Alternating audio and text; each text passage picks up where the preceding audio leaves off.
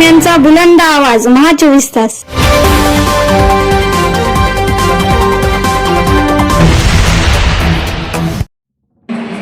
मनोज जरांगे पाटील यांच्या मागण्या मान्य झाल्यानंतर नांदेड जिल्ह्यात ठिकठिकाणी मराठा बांधवांनी केला जल्लोष साजरा।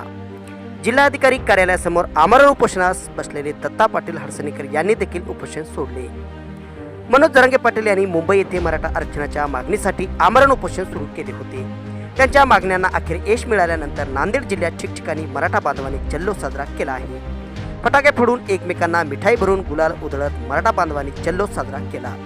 दरम्यान नांदेड जिल्हाधिकारी कार्यालयासमोर मराठा आंदोलक दत्ता पाटील हडसणीकर यांनी देखील मागील 5 दिवसापासून आमरण उपोषण सुरू केले होते। सरकारने मराठा बांधवांच्या मागण्या मान्य केल्यानंतर दत्ता पाटील हडसणीकर यांनी देखील आमरण उपोषण सोडले।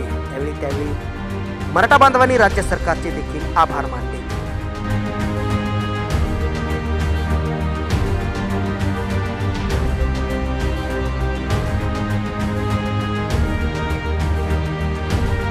शिवाजी महाराज की जय। छत्रपतीच्या हक्काचं नाही कुणाच्या बापाचं, आरक्षण आमच्या हक्काचं नाही कुणाच्या बापाचं।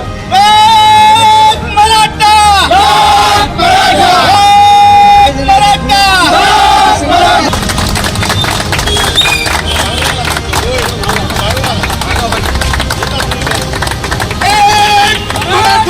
जरांगे पाटलाच्या नेतृत्वाखाली आज झालेल्या महाराष्ट्रातील मराठ्यांचा विजय हा खऱ्या अर्थानं या महाराष्ट्राचा जातीय सलोखा निर्माण करणारा ठरलेला आहे। मराठवाड्यातील सर्वसामान्य कुणबी मराठ्यांना आज अनेक वर्षानंतर न्याय मिळवून दिला असेल तर त्या व्यक्तीचं नाव आहे मनोजदादा जरांगे। आणि या लढ्याला ज्यांनी ज्यांनी मदत केली त्या सगळ्यांचे आभार।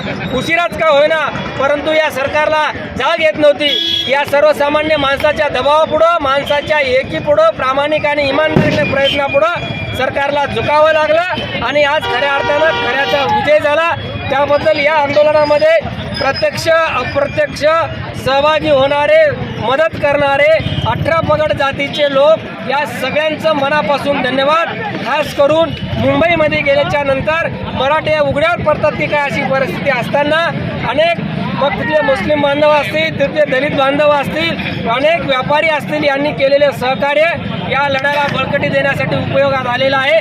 त्यांच्या सहकार्याची जाणीव येणाऱ्या काळामध्ये मराठा समाज निश्चित ठेवील आणि इथून पुढं महाराष्ट्रामध्ये एक खूप मोठा जातीय सलोखा निर्माण करण्याचं काम मनोजदादा जरांगे पाटलाच्या माध्यमातून झालेलं आहे।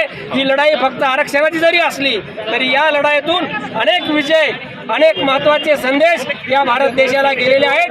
भविष्यामध्ये महाराष्ट्राने या देशाला एक दिशा देण्याचं काम याच्या अगोदरही अनेक वेळा केलं होतं। या लढ्याच्या माध्यमातून जगानं पाहिलं की गावगाड्यातला माणूस जेव्हा एखादा धोतरवाला, एखादा पटकेवाला, एखादा गरीब पण इमानदार माणूस जेव्हा रस्त्यावर येतो की सरकार कोणाचंही असो आणि कितीही मोठे असो त्या सरकारला प्रामाणिकपणापुढं आणि इमानदारीपुढं खऱ्या पुढं झुकावं लागतंय। त्याचा प्रत्यय आजच्या या आंदोलनाच्या माध्यमातून आलेला आहे।